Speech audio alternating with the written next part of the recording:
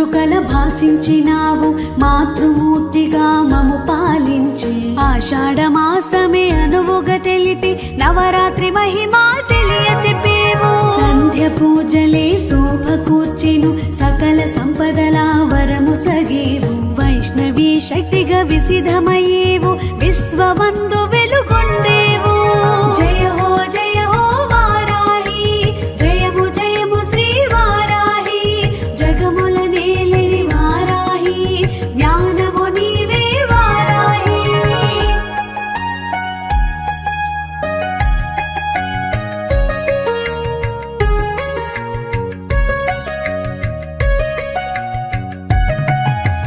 దక్షత కోరి నిను చేరి దీక్షను చేయగ తలచాము.